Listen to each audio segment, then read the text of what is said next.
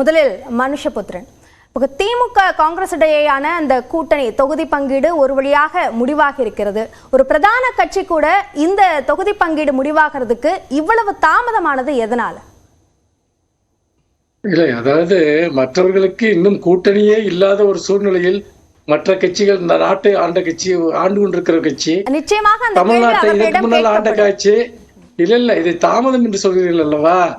இதற்கு எல்லாரையும் விட முதலாவதாக முழுமையாக கூட்டணியை நிறைவு செய்திருக்கக்கூடிய கட்சி திமுக. இன்னும் மற்றவர்களுக்கு யார் வருவார்கள், யார் இருப்பார்கள், போவார்கள் என்பதே தெரியாது. பாஜக கூட ஐயா தமிழர் மணியன் அவர்களோடு கூட்டணியை அமைத்திருப்பதாக செய்திகள் வந்தன. நாம் அந்த அளவில் தான் அவர்கள் இன்றைக்கு தங்கள் கூட்டணிகளை நடத்தி கொண்டிருக்கிறார்கள். எங்களுடைய கூட்டணியை பொறுத்த வரைக்கும் கொள்கையில் மாற்றமில்லை, கூட்டணியில் மாற்றமில்லை, லட்சியத்தில் மாற்றமில்லை, உறுதிப்பாட்டில் மாற்றமில்லை. ஆனால் தொடர்ச்சியாக எதிர்கட்சிகள், முக்கியமாக அதிமுக, பாஜக, இந்த திமுக கூட்டணியில் ஒரு பிளவு ஏற்படும், இவர்கள் பிரிந்து வந்து விடுவார்கள், அதாவது சில கட்சிகள் பாத்தீங்கன்னா திமுகவை விட்டு விலகிவிடும் என்றெல்லாம் அதன் தலைவர்கள் ஊடகங்களில் தொடர்ந்து பேசிக் கொண்டிருந்ததை நீங்களே பார்த்தீர்கள். ஆனால் இவர்களுடைய கனவுகள் எல்லாமே அது கிட்டத்தட்ட இலவு காத்த கிளியினுடைய கனவுகளாக மாறிவிட்டது. இன்றைக்கு முட்டி மோதி கொண்டிருக்கிறார்கள். திரு ஜெயக்குமார் அழைப்பு விடுத்தார், அதற்கு திரு தொல் திருமாவளவன் அவர்கள் நன்றியும் தெரிவித்தார். அதையும் சேர்த்துக்கணும்னு நினைக்கிறேன். இல்ல, அதோடு சேர்த்து இன்னொன்றையும் சொன்னாரு. அதாவது நீங்க கூப்பிட்டீங்க, நன்றி, ஆனா நாங்க திமுகவோட இருக்கிறோம். இந்த கூட்டணி யார் வர வேண்டும் என்பதை விட யார் வரக்கூடாது என்பதில் நாங்கள் தெளிவாக இருக்கிறோம். பாஜக எதிர்ப்பு என்பதில் திமுகவோடு இணைந்து நிற்பதுதான் ஒரு முக்கியமான வரலாற்று கடமை என்பதை அண்ணன் திருமாவளவன் அவர்கள் மிக தெளிவாக கூறினார். நன்றி தெரிவித்து விட்டு அவர் உடனே அதோடு சென்று விட்டிருந்தால் நீங்கள் சொல்வது சரி. அதோடு சேர்த்து இந்த கூட்டணி உறுதியானது, இணைந்து நிற்போம் என்று. அதோடு மட்டுமல்ல, கடந்த முறை எங்களோடு சேர்ந்து போட்டியிட்ட கட்சிகளில் பெரும்பாலான கட்சிகள், ஒரே ஒரு கட்சியை தவிர பெரும்பாலான கட்சிகள் அதே கூட்டணி அப்படியே அதே இடங்களோடு இந்த தேர்தலிலும் கொடுத்திருக்கிறோம்.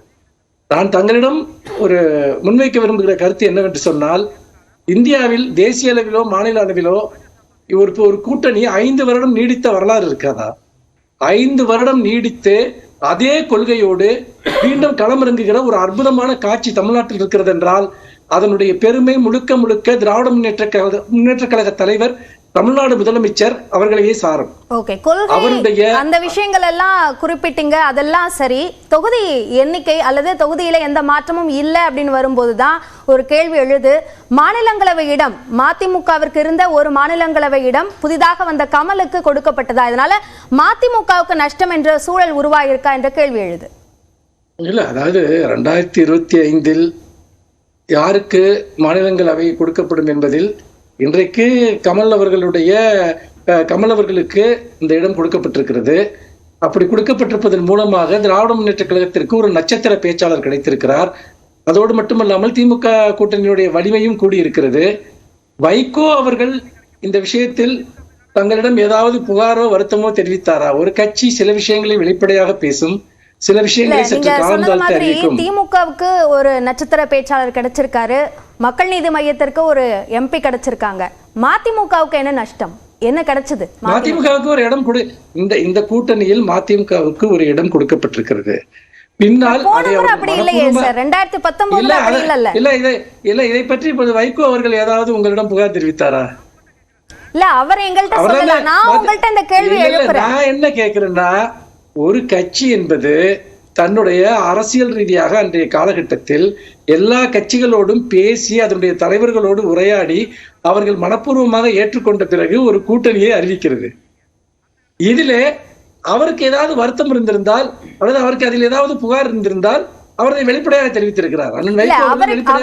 வருத்தம் இருப்பதாக நான் சொல்லல. நான் சொன்னது தொகுதியில எந்த மாற்றமும் இல்ல அப்படின்னு நீங்க தெரிவிக்கும் போது இருந்தது. நான் சொல்வது என்னவென்று சொன்னால், இந்த தேர்தலில் பாஜகவை வீழ்த்துவதற்காக இன்றைக்கு நாங்கள் அமைத்திருக்கக்கூடிய இந்த கூட்டணியில் பெரும்பாலும் சென்ற இடங்களில் என்ன அறிவிக்கப்பட்டதோ அந்த தேர்தலில் அது அப்படியே பின்பற்றப்பட்டிருக்கிறது. சிறு சிறு வித்தியாசங்கள் இருந்தால் அதை பற்றி கேள்வி கேட்க வேண்டியவர்கள், கவலைப்பட வேண்டியவர்கள் அந்த கட்சியினுடைய தலைவர்கள். அதாவது கூட்டணி பேச்சுவார்த்தை நடக்கிற போது கூட சில கூடுதல் இடங்களை கேட்டார்கள். நான் இல்லை என்று சொல்லவில்லை.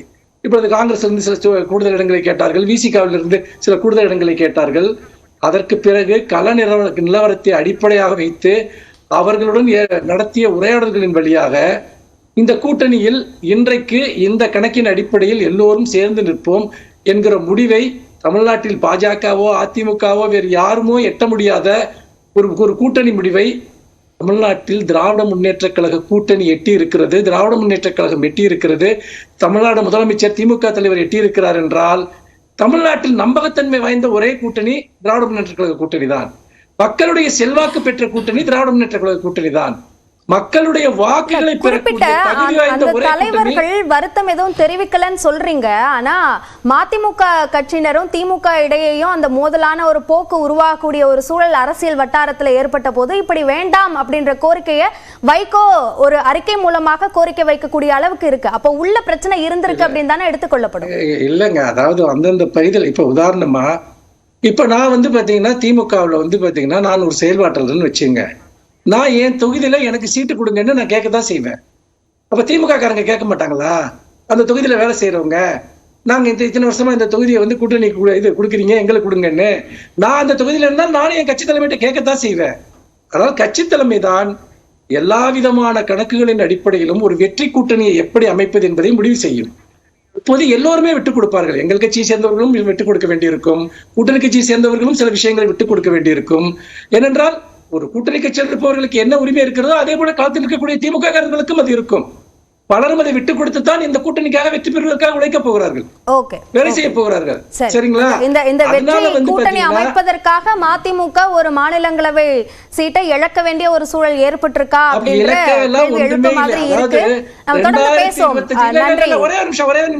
ஒரே நிமிஷம் அப்படியெல்லாம் எந்த தியாகத்தையும் யாரும் செய்யும்படி நிர்பந்திக்கப்படவில்லை. 2025 யார் யாருக்கு மக்களவை தேர்தலில் இடம் கொடுக்கப்படும் என்பது அதற்கு நீண்ட காலம் இருக்கிறது. ஆனால் இந்த தேர்தலுக்கான ஸ்ட்ராட்டஜியை தான் இப்பொழுது நாங்கள் வைத்திருக்கிறோம். அதனால் மதிமுகவுக்காக நீங்கள் வருத்தப்படும் போல சொல்வது என்பது எல்லாமே செட்டிலான பிறகு ஏதோ ஒண்ணு இருக்கிறது என்பது போன்ற ஒரு கற்பனை பரப்பப்படுவதை நீங்கள்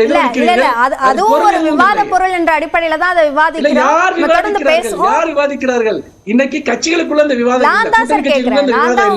இல்லைங்க. இல்ல, நான் உங்ககிட்ட தான் பதில் சொல்றேன். அதாவது அப்படி எல்லாமே செட்டில் ஆகி ஒப்பந்தங்கள் கையெழுத்தான பிறகு அவர்களுக்கு இழப்பா அவர்களுக்கு இல்லையா என்றால் இந்த கூட்டணி உடைய வேண்டும் என்று நிறைய பேர் விரும்பினார்கள். நினைத்தது நடக்கவில்லை. அரசியல் உரையாடல் முணுமுணுக்க விரும்புகிறார்கள். முதற்கட்ட கருத்தை எடுத்துக்கிட்டேன்.